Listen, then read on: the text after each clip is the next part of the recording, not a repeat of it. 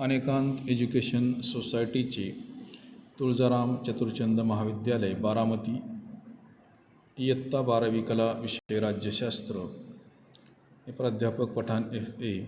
विद्यार्थी मित्रांनो, आपण प्रकरण 3 1991 नंतरच्या महत्त्वाच्या संकल्पना आणि समस्या पाहत आहोत। यामध्ये आपण मानवतावादी प्रश्न ही एक संकल्पना पाहणार आहोत आणि ही संकल्पना पाहत असताना आधीच्या तासाला आपण यातला बराच भाग पाहिलेला आहे आणि याच्यामध्ये समानतेचा विचार करत असताना स्त्री आणि पुरुष हे दोघेही समाजाचे घटक आहेत आणि म्हणून या दोघांनाही समाजामध्ये आदराचं स्थान मिळणं, समानतेचं स्थान मिळणं, दोघांचाही मान सन्मान होणं महत्त्वाचं आहे। आणि त्याच्यासाठी आपण लिंगभाव निगडीत समस्या आपण अभ्यासलेली आहे किंवा गरिबी आणि स्त्रिया असतील किंवा सक्षमीकरण म्हणजे काय पाहिलेले आहे, महिला सक्षमीकरण पण आपण अभ्यासलेले आहे। म्हणजेच या ठिकाणी त्यांच्या मनामध्ये आत्मविश्वास निर्माण करण्याचा प्रयत्न शासनाच्या माध्यमातून त्या ठिकाणी करण्यात आलेला आहे। तशा पद्धतीच्या योजना शासकीय पातळीवर त्या ठिकाणी राबवण्यात आलेल्या आहेत आणि पुरुषांच्या प्रमाणेच महिलांनाही जीवनाच्या वेगवेगळ्या क्षेत्रामध्ये त्या ठिकाणी सहभागी होण्याची संधी मिळाली पाहिजे, त्यांना करिअर करण्याची संधी मिळाली पाहिजे, त्यांना आपला विकास करण्याची संधी प्राप्त झाली पाहिजे, हे आपण समजून घेतलेलं आहे, याचा आपण अभ्यास केलेला आहे। आपण पाहिलं होतं की लिंगभाव म्हणजे पुरुष आणि स्त्रिया यांना समाजाने जी काही वैशिष्ट्ये बहाल केलेली आहेत त्यांना आपल्याला लिंगभाव असं म्हणता येणार आहे। याच्यामध्ये आपण पाहिलं होतं की स्वभाव असेल, नीतिमूल्य असतील, समाजामध्ये त्यांची असणारी वेगवेगळी भूमिका असेल, त्याच पद्धतीने स्त्री आणि पुरुषांमध्ये असणारे नातेसंबंध यांचा त्या ठिकाणी समावेश होतो। आणि लिंगभाव निगडीत दृष्टिकोनाचा जर आपण विचार केला तर स्त्री पुरुषांमधील हितसंबंध असतील, त्यांच्या वेगवेगळ्या भूमिका असतील किंवा समाजातील किंवा कुटुंबातील जी काही साधनसंपत्ती आहे त्याच्यावर त्यांचा असणारा हक्क असेल किंवा कामाचे विभाजन असेल किंवा त्यांच्याकडून होणाऱ्या मागण्या असतील किंवा त्यांच्यासमोर असणाऱ्या वेगवेगळ्या समस्या असतील, याच्यावर त्या ठिकाणी लिंगभाव निगडीत दृष्टिकोन काय करतो, त्या ठिकाणी भाष्य करतो किंवा प्रकाश टाकण्याचं काम त्या ठिकाणी करत असतो। वास्तविक पाहता स्त्रिया आणि पुरुषांचा जगाकडे पाहण्याचा दृष्टिकोन हा एकमेकांपासून भिन्न भिन्न स्वरूपाचा असल्याचे आपल्या लक्षात येते। प्रत्येकच व्यक्तीचा प्रत्येक गोष्टीकडे पाहण्याचा दृष्टिकोन हा भिन्न असतो। दोन व्यक्तींचं असणारं त्याच्याविषयीचं मत हे वेगळ्या प्रकारचं असू शकते एखाद्या घटकाच्या विषयी आणि म्हणूनच स्त्री आणि पुरुषांचा जगाकडे पाहण्याचा जो काही दृष्टिकोन आहे हा परस्परांहून वेगळा आहे आणि हे लिंगभाव दृष्टिकोनाचे त्या ठिकाणी काय आहे, गृहीतक आहे असं आपल्याला म्हणता येणार आहे। आणि ही जी काही भिन्नता आहे, एखाद्या गोष्टीकडे एखाद्या वस्तूकडे पाहण्याची जी काही भिन्नता आहे किंवा जी काही तफावत आहे, जो काही फरक आहे, ही भिन्नता या गटांना असलेल्या विभिन्न सामाजिक आणि ऐतिहासिक अनुभवातून येते। मग आपण जर पाहिलं तर महिलांच्या यापूर्वी डावलल्या गेलेल्या योगदानास लिंगभाव निगडीत दृष्टिकोनामुळे त्या ठिकाणी काय झालेले आहे, मान्यता मिळण्यास सुरुवात झालेली आहे। म्हणजेच या ठिकाणी स्त्री आणि पुरुष यांच्यामध्ये समानतेचं तत्त्व त्या ठिकाणी प्रस्थापित करण्याचा प्रयत्न त्या ठिकाणी करण्यात आलेला आहे। आणि मग महिलांच्या अदृश्य कार्यभागाचे विश्लेषण त्या ठिकाणी होऊ लागले, जसे की मग घरगुती कामगार असेल, स्थलांतरित कामगार असेल किंवा वेगवेगळ्या ठिकाणी जे काही गोष्टी घडतात याचा आपल्याला या ठिकाणी उल्लेख करता येणार आहे। आणि मग अशा दृष्टिकोनामुळे संपूर्ण जगातील महिलांच्या समस्यावर त्या ठिकाणी काय केलेलं आहे, लक्ष केंद्रित करण्यात आलेलं आहे. जसं आपण पाहिलं होतं की या ठिकाणी विचार करत असताना आंतरराष्ट्रीय पातळीवर त्या ठिकाणी विचार करण्यात आलेला आहे. म्हणजे जगातील सर्व महिलांच्या समोर जे काही प्रश्न निर्माण होतात, हे प्रश्न त्या ठिकाणी या दृष्टिकोनाच्या माध्यमातून त्या ठिकाणी मांडण्याचा प्रयत्न करण्यात आलेला आहे. म्हणजे समाजामध्ये जीवन जगत असताना स्त्रियांच्या समोर जे काही प्रश्न निर्माण होतात, मग ते घरगुती असतील किंवा त्या ज्या ठिकाणी काम करतात त्या ठिकाणी त्यांना जे काही प्रश्न निर्माण होतात, ते प्रश्न त्या ठिकाणी कशा पद्धतीचे असतात आणि ते कशा पद्धतीने सोडवले पाहिजेत, हे या दृष्टिकोनाच्या माध्यमातून त्या ठिकाणी स्पष्ट करण्यात आलेले आहे. तर आपण जर पाहिलं तर समाजामध्ये स्त्री आणि पुरुष असमानता ही जी काही समस्या आहे, ही एक व्यापक स्वरूपाची समस्या आहे. आणि याची कारणे म्हणजे आपण जर पाहिलं तर मग महिलांसाठी चांगल्या रोजगार संधींचा अभाव असेल किंवा स्त्री पुरुषांमध्ये असलेली वेतनाची असमानता असेल. आणि जवळपासच बघा, जर आपण विचार केला तर महिला असतील आणि मुली असतील, यांना रोजच्या जगण्यामध्ये सुद्धा चांगले शिक्षण असेल आणि आरोग्य सुविधा पाहिजे तेवढ्या प्रमाणामध्ये प्राप्त होत नाहीत. त्याच पद्धतीने बघा, त्यांचे आर्थिक आणि राजकीय निर्णय प्रक्रियेमध्ये सुद्धा त्यांना पुरेशा प्रमाणामध्ये प्रतिनिधित्व मिळत नाही. म्हणजे आपण म्हणजेच आपण जर विचार केला तर त्यांचे जे काही आरोग्याचे प्रश्न असतील, हे आरोग्याचे प्रश्न सुटतात का, त्यांना चांगल्या रोजगाराच्या संधी प्राप्त होतात का, त्यांना चांगल्या पद्धतीचं शिक्षण घेता येतं का, याच्यावर हा दृष्टिकोन काय करतो, प्रकाश टाकण्याचा प्रयत्न करतो. परंतु आज सर्वत्र काय झालेलं आहे, जनजागृती झालेली आहे, समाज हा जागरूक झालेला आहे, महिलासुद्धा जागरूक झालेल्या आहेत आणि महिलासुद्धा त्या ठिकाणी पुरुषाच्या बरोबरीने त्या ठिकाणी काम करताना दिसतात, प्रगती करताना दिसतात, असं आपल्याला या ठिकाणी म्हणता येणार आहे. आणि याची दखल आपल्याला माहिती आहे की संयुक्त राष्ट्र संघटनेने सुद्धा घेतलेली आहे. मग या सगळ्यांचा विचार करत असताना म्हणजे समाजाच्या मुख्य प्रवाहामध्ये स्त्रियांना आणण्याचं काम त्या ठिकाणी संयुक्त राष्ट्र संघटनेच्या माध्यमातून करण्यात आलेलं आहे. किंवा एकंदरीतच त्यांनी जे काही स्त्रियांनी सुद्धा जी काही प्रगती केलेली आहे, याची प्रगतीसुद्धा किंवा याची दखल समाजाने घेतलेली आहे असं आपल्याला या ठिकाणी म्हणता येणार आहे. आणि म्हणूनच आपण जर विचार केला तर 1976मध्ये संयुक्त राष्ट्रांचे काय झालेले आहे, स्त्रियांसाठीचे दशक त्या ठिकाणी सुरू झाले. आणि मग याच्यानंतर मग जगात सर्वच जगामध्ये जर आपण म्हणजे संपूर्ण जगाचा जर आपण आढावा घेतला तर संपूर्ण जगातच स्त्रियांना समान हक्क आणि समान संधी यांना प्रोत्साहन मिळावे, हा या कार्यक्रमाचा त्या ठिकाणी हेतू होता. स्त्रियांसाठीचं जे संयुक्त राष्ट्र संघटनेने जे दशक जाहीर केलं ते कशासाठी, तर स्त्रियांना समाजाच्या मुख्य प्रवाहामध्ये आणण्यासाठी त्या ठिकाणी हा कार्यक्रम संयुक्त राष्ट्र संघटनेच्या माध्यमातून हाती घेण्यात आलेला आहे. आणि मग या कार्यक्रमाने स्त्रियांचे प्रश्न विकासाच्या प्रश्नाशी जोडण्याचा देखील त्या ठिकाणी प्रयत्न करण्यात आलेला आहे.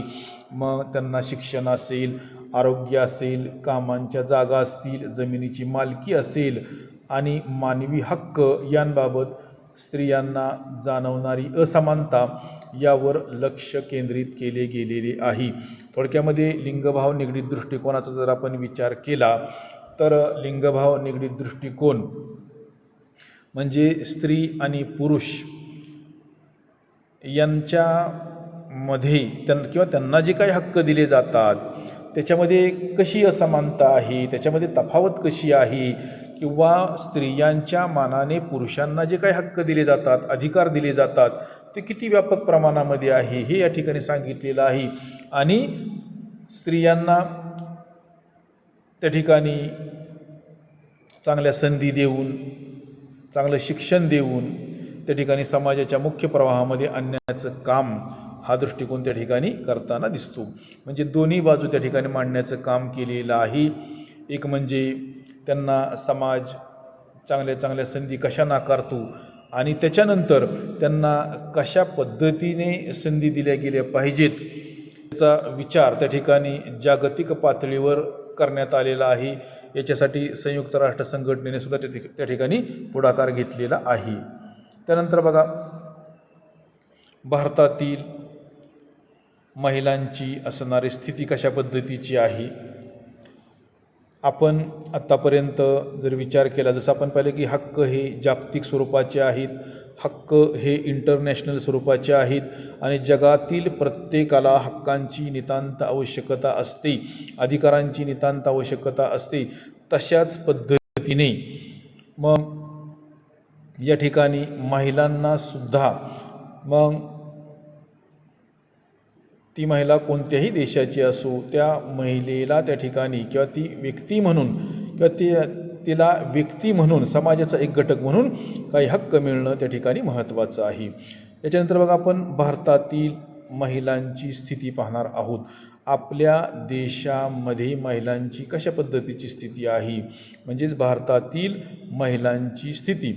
तर हा जो दृष्टिकोन पाहिला तर लिंगभाव समानतेचे तत्त्व, भारताच्या संविधानाचा जर आपण विचार केला तर भारताच्या संविधानाची जी काय प्रस्तावना आहे किंवा मूलभूत तत्त्वे किंवा मूलभूत कर्तव्ये आणि मार्गदर्शक तत्वांमध्ये त्या ठिकाणी समाविष्ट केले गेले आहे.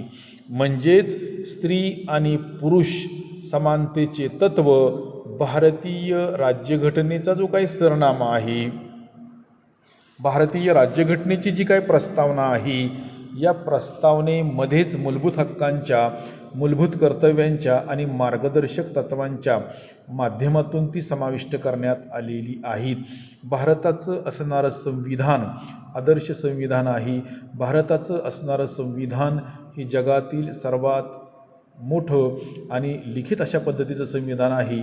म्हणजेच भारताची राज्यघटना ही जगातील सर्वात मोठी आणि लिखित अशा पद्धतीची राज्यघटना आहे आणि भारतीय व्यक्तीला डोळ्यासमोर ठेवून भारताची राज्यघटना ही लिहिलेली आहे. आणि याच्यामध्ये या राज्यघटनेचा विचार करत असताना याच्यामध्ये आपल्याला मूलभूत हक्क देण्यात आलेले आहेत, मूलभूत कर्तव्ये देण्यात आलेली आहेत. त्याच पद्धतीने मार्गदर्शक तत्त्वेसुद्धा त्या ठिकाणी समाविष्ट करण्यात आलेली आहेत.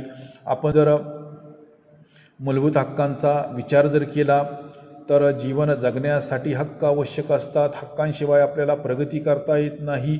मग भारतीय राज्यघटनेचा जर आपण विचार केला तर भारतीय राज्यघटनेच्या किंवा भारतीय राज्यघटनेमध्ये जे काही वेगवेगळे विभाग आहेत, त्यातील विभाग किंवा प्रकरण नंबर 3 मध्ये जी काही कलम नंबर 12 ते 35 दिलेली आहे, त्याच्यामध्ये मूलभूत हक्कांचा त्या ठिकाणी विस्ताराने समावेश करण्यात आलेला आहे.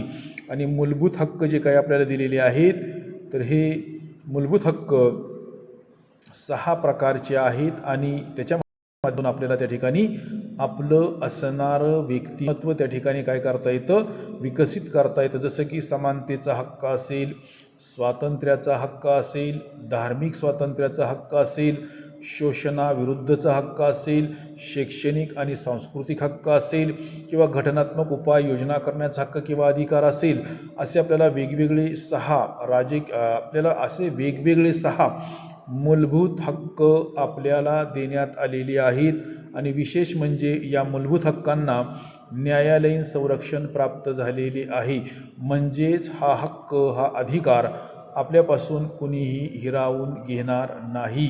आणि जर कुणी आपल्यापासून हा हक्क, अधिकार हिरावून घेण्याचा प्रयत्न केला तर आपल्याला न्यायालयामध्ये दाद मागता येते आणि आपला गेलेला हक्क, अधिकार आपल्याला परत मिळवता येतो. परंतु विद्यार्थी मित्रांनो, आपल्याला राज्यघटनेचा जर विचार केला तर फक्त आपल्याला मूलभूत हक्कच दिलेले नाहीत, तर याच्यामध्ये मूलभूत कर्तव्येसुद्धा दिलेली आहेत. जर आपल्याला आपले हक्क हे जर मिळवायचे असतील तर आपण आपल्या कर्तव्यांचं पालन करणंसुद्धा महत्त्वाचं आहे.